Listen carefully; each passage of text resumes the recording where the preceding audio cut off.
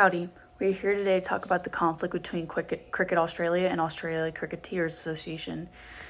This argument is about the punishment that each player received for cheating in a match.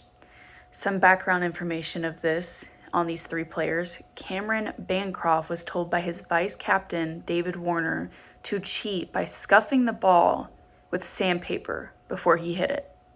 He got caught and put the sandpaper back in his pocket. David Warner taught him to do this and came up with the plan. Steve Smith, who is a team captain, knew about this plan and chose not to say anything, which makes him guilty by association, and told Bancroft to hide the piece of sandpaper. The punishment for each player: Dave Warner had a 12-month ban from all cricket games and never allowed to be a team leader ever again. Punishment for Steve Smith: a 9-month ban and a year ban on leadership. Punishment for Cameron Bancroft: a 9-month ban from cricket and also has a 1-year ban on leadership. The conflict we are arguing, is that the punishment was too much for the tampering. The Australian cricketers feel the punishment was too much.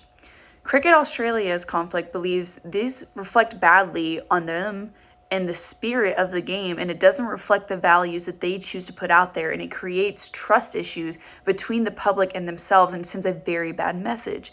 But this is a power issue for Cricket Australia. The conflict that the Australian cricketers are mainly seeing is their players were punished way too harshly. They saw that Cricket Australia was trying to have a power grab over them, and they tried to explain that there's too much power and it should have been more fair. Some mutual agreements we can kind of see is both of you love the game. Both of these people love the game and they want to make things right. Although the Australian Cricketers Association is very sorry and made a public apology and wants to have the trust of the public again. They regret their actions and want to make everything right. Cricket Australia also wants to build that trust again and feels sorry on their behalf that the public can no longer trust the players on the field. So we both have these mutual agreements that we want things to be right and we want the trust of the public back and we want the continue of this game. Communication techniques I feel we should implement are active listening. Both sides need to hear how they have wronged the other and how they have wronged the public and build from there. Create a mutual understanding and understand the stress that both parties are under. The players are under stress because it was a big game, and the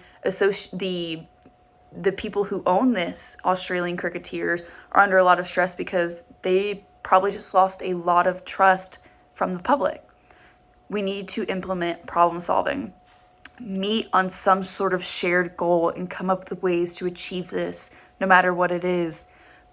Next is being 100% honest with each other. There was issues of Cameron lying about having the sandpaper, and then it came out saying that it was actually true. You need to be 100% honest. You cannot lie because it's going to continue to hurt the trust of everybody involved, and it's not good for anybody. Lastly, something I will always suggest is devil's advocacy. We need to have somebody who can mediate both sides of the story and explain on both sides on each behalf. You need somebody saying, I understand that the association was under a lot of stress, and you need somebody there for the people who own it saying, I understand that it was very messed up. It's going to be hard to earn that trust back because of this specific person. You need somebody there to be a good voice for both sides. I'm proposing that we implement an integrative bargain. It's a win-win situation. Both parties are going to love it. Y'all have similar goals of keeping the integrity of this game, and both of you love the game.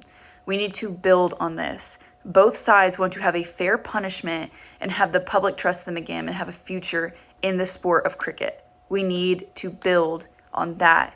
And we have to have a win-win situation, and nobody feels like they were unfair.